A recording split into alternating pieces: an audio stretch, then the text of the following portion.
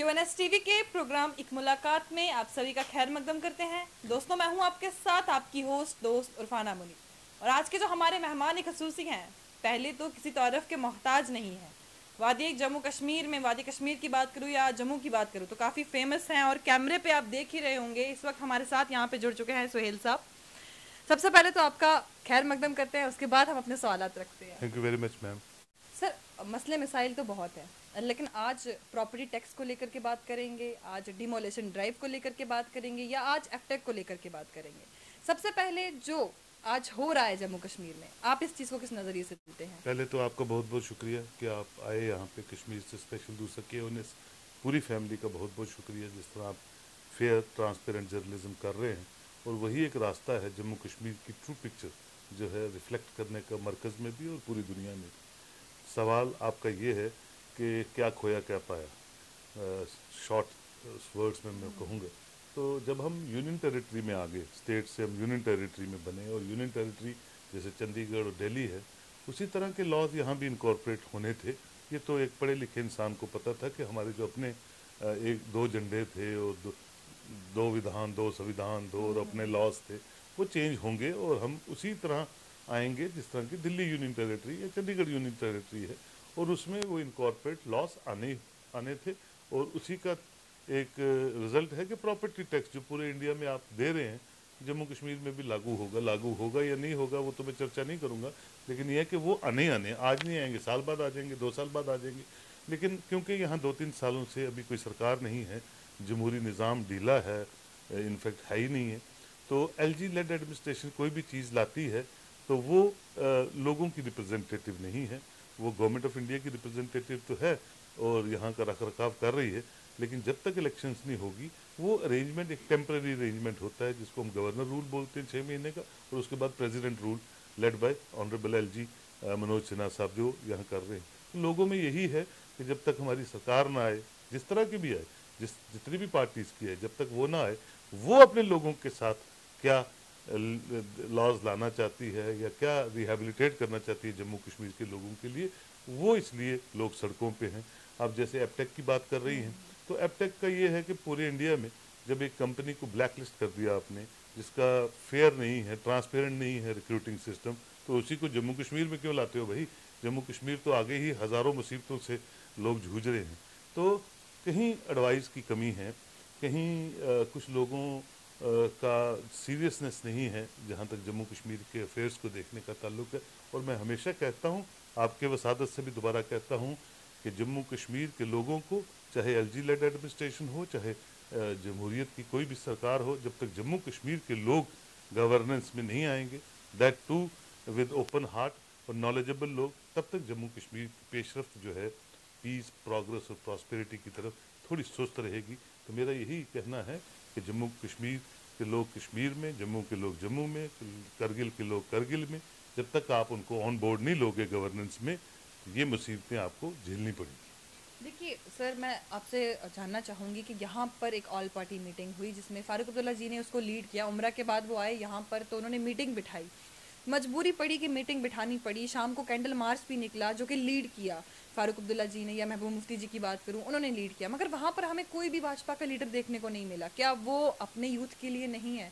क्या वो इंसानियत के लिए हौसला अफजाई नहीं कर सकते हैं? रविंद्र रैना जी ने ट्वीट किया, उस ट्वीट को डिलीट कर दिया। डिलीट किया या करवाया गया ये अभी तक हम समझ नहीं सके। तो आपको क्या लगता है कि भाजपा हमारे लिए सोचती है या नहीं? भाजपा बहुत खुले दिल की पार्टी है। आज उनका जनाधार पूरी दुनिया में बहुत बड़ा है। उनकी मेंबरशिप अगर आपने लेनी हो तो आप एक कॉल करें और मेंबर बन जाते हैं। तो मैं उस पार्टीज़ पे, तो कोई पार्टीज़ तो ऑलमोस्ट एक जैसी होती हैं, लेकिन उनका एक ही स्लोगन है कि हमने 50 क्रॉस करना है और यहाँ गवर्नेंस करनी है। उनका काम, इसका पूरा जो फोकस है उसी पे है। जम्मू कश्मीर को क्या हो रहा है, जम्मू कश्मीर को क्या नज़र लगी है, जम्मू कश्मीर के बच्चे क्यों परेशान हैं, JKSSR भी क्यों डिफंक्ट रही 2-3 साल, पब्लिक सर्विस कमीशन का क्यों स्लो पेस है रिक्रूटमेंट का, ये जवाब सारे भारतीय जनता पार्टी के लोग दें तो बेहतर होगा, क्योंकि वो गवर्नेंस कर रहे हैं मरकज़ में और इनडायरेक्टली जम्मू कश्मीर में भी। तो इसका जवाब मेरे से अच्छा ये है कि आप रविंद्र रैना जी से पूछिए, या जो उनके ओहदा दौरान हैं, जो आने वाले मुख्यमंत्री बनेंगे भाजपा के, उनसे पूछिए, वो ज़्यादा बेहतर जवाब दे सकते हैं।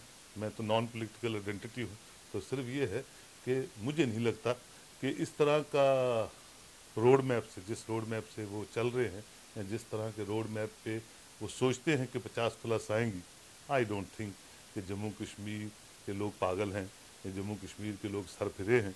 जो आज तो हर बच्चे से बुजुर्ग जो है वो इंफॉर्मेशन टेक्नोलॉजी से जुड़ा हुआ है, अच्छे बुरी की समझ रखता है। और फाइनली इलेक्शंस में पूरे इंडिया में, हर रियासत में और यहाँ भी पीपल्स विल प्रिवेल करती है। और पीपल्स विल 40 डेज 50 डेज जो इलेक्शन के पीरियड होता है उन दिनों क्या रहती है वो मैटर करेगी। और आने वाले दिन जब भी इलेक्शन होगी, एक नया पॉलिटिकल डिस्कोर्स, मैं ज़रूर ये समझता हूँ as a citizen of Jammu and Kashmir, एक नया पॉलिटिकल डिस्कोर्स शुरू होगा। एक नया दस्तरखान जिसको हम बोलते हैं, नई रेसिपी सी के साथ, नए वेटर्स के साथ और नए डाइनिंग टेबल के साथ वो जम्मू कश्मीर में शुरू होगा। और अल्लाह करे कि नए चेहरे, अच्छे चेहरे, ट्रांसपेरेंट लोग जो हैं जम्मू कश्मीर की सत्ता को संभालें और जम्मू कश्मीर को एक शनि का जो ग्रहण लगा हुआ है वो हटे। और जम्मू कश्मीर की 99.9% जो पॉपुलेशन है, जो अमन पसंद है, जो मोहब्बत पसंद है, जो आपसी रवादारी की पसंद है, जो हमारे बुज़ुर्गों ने खुशहाल कश्मीर का तसव्वुर देखा है, उस पर हम आगे चल पाएँ। और उसमें मुझे लगता है लोगों की विल जो है वो इलेक्शंस में ज़रूर रिफ्लेक्ट हो। देखिए, वक्फ बोर्ड को लेकर के मैं आपसे जानूंगी कि हमने काफ़ी सोशल मीडिया प्लेटफॉर्म्स पे देखा कि आपने रिज़ाइन किया है, आज से नहीं बल्कि 3 दिन से, लेकिन रिज़ाइन जो है वो एक्सेप्ट नहीं हो रहा है या आपने अभी तक ऑफिशियली इसका अनाउंस नहीं किया है। तो रिज़ाइन करने की वजह तो हम नहीं पूछेंगे, वो तो हम आपसे तब पूछेंगे जब हमें पूरा कंफर्मेशन मिल जाएगा, लेकिन क्यों सर, क्यों रिज़ाइन? यानी कि आप अभी 1 साल पहले ही आप उनके साथ जुड़े थे और फिर अचानक से इस मौके पे छोड़ देना। देखिए, मैं ना किसी चीज़ को पकड़ता हूँ ना किसी चीज़ को छोड़ता हूँ। जहाँ भी जो मौका मिलता है, और पूरा जम्मू प्रोविंस जानता है और अब तो मुझे लगता है जम्मू कश्मीर जानता है कि मैं कैसा इंसान हूँ और किस बुनियादों पे काम करता हूँ।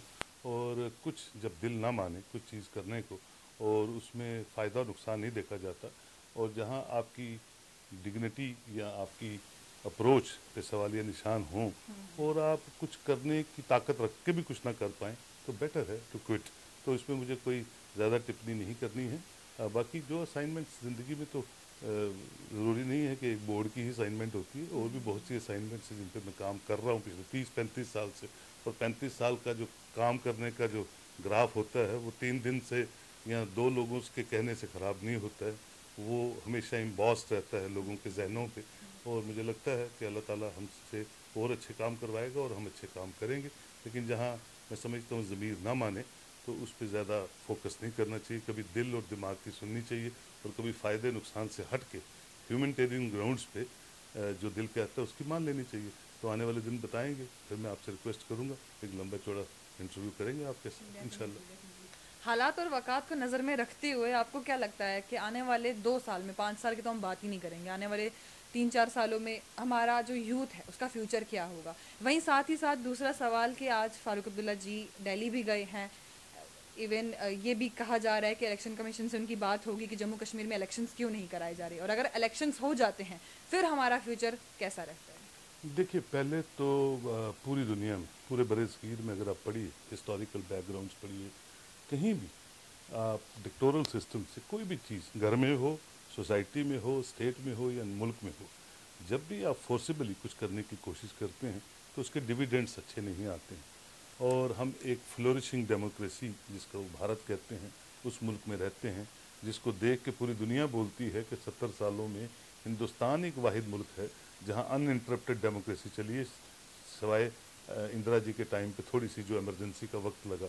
उसके अलावा हम 7 के 7 ममालिक जो हैं, 7 कंट्रीज़ में सबसे फ्लोरिशिंग जमहूरियत, सबसे फ्लोरिशिंग मुल्क वो हिंदुस्तान है। और वो मल्टी रेशियल, मल्टी रिलीजियस मुल्क आगे बढ़ रहा है। तो ये दर्शाता है कि हम सब लोग कंट्रीब्यूटर हैं। हिंदू, मुस्लिम, सरदार, ईसाई की बात नहीं कर रहे, हम एज ए सिटीजन सब कंट्रीब्यूटर हैं अपने देश के निर्माण में, अपने देश की मजबूती में। अपने देश को आगे बढ़ता हुआ देख के हम सब खुश होना चाहते हैं और उसके भागीदार बनना चाहते हैं। और मुझे लगता है कि इलेक्शंस होंगी, फाइनली आज नहीं होंगी, 6 महीने बाद होंगी, तो इलेक्शंस को कोई रोक नहीं सकता है। लेकिन ये टाइम जो वेस्ट कर दिया आपने 3-4 साल, मैं समझता हूँ एक गुनाह है, ये नहीं होना चाहिए था।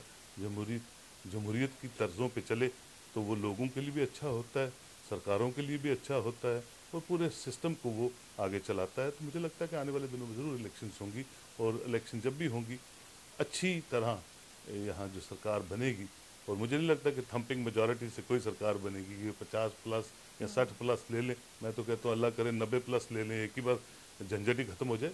लेकिन कभी भी यहाँ एक फुल फ्लैज मेजॉरिटी की सरकार नहीं बनेगी। जब भी बनेगी हंग असेंबली बनेगी, और वो अकाउंटेबल होगी और लोगों के एस्पायरेशन पे ज़रूर खरा उतरेगी। एलिगेशंस की बात करूं तो हमने देखा कि काफ़ी एलिगेशंस जो है वो आपके खिलाफ लग रहे हैं, चाहे वो केस की बात हो या और भी बात हो। तो आप इन चीज़ों को इग्नोर करते हैं या उन पे देख के चलते हैं? आपका क्या पॉइंट ऑफ व्यू से इसके जानिब से क्या कहना चाहेंगे आप? देखिए, मैं बताता हूँ कि मैं एक खुली किताब हूँ, खुला चैप्टर हूँ, और अगर कोई ऐसा एलिगेशन मेरे पे है तो let the law will decide its course, और जो लॉ डिसाइड करेगी वो आपको भी पता चलेगा और मुझे भी पता चलेगा। लेकिन ये मुझे भी समझ नहीं आती है कि किस बुनियादों पे कुछ लोग किसी को बिला वजह इम्प्लिकेट करने की कोशिश करते हैं। और मेरा अल्लाह और मेरा कुरान ये कहता है कि दुश्मनों के लिए भी दुआ मांगनी चाहिए कि अल्लाह ताला उनको लंबी उम्र दे, सेहत दे, और one who is working he becomes more perturbed and more stronger to work in future, क्योंकि काम करने वाला आदमी कभी बैठता नहीं है, वो अपना काम करता है। तो दुश्मन होते हैं, हर एक इंसान के होते हैं, तो किसी को मेरी भी शक्ल अच्छी नहीं लगती होगी, लेकिन आई होप कि उनको भी आने वाले दिनों में सब प्रूव हो जाएगा, और जब वो हो जाएगा मैं आपको ज़रूर कॉल करूँगा। नाज़रीन, ये थे हमारे साथ सुहेल साहब, जिन्होंने क्या कुछ कहा। एलिगेशंस तो लगते रहते हैं, लोगों की बातचीतें तो होती रहती हैं, मगर अभी पूरा कंफर्म नहीं है। जब कंफर्म हो जाएगा तो इन्होंने कहा कि मैं खुद आपसे बातचीत करूंगा और आपको ये बात दिखाऊंगा कि कानून किस लिए है। वहीं अगर जब इनसे सियासत के बारे में पूछा गया तो सियासत का क्या जवाब था वो इन्होंने आपने ऑलरेडी सुना। आप जुड़े रहे हमारे चैनल के साथ, ऐसे ही इंटरव्यूज़ के साथ फिर से मुलाकात होगी। तब तक के लिए दीजिए इजाज़त। अल्लाह।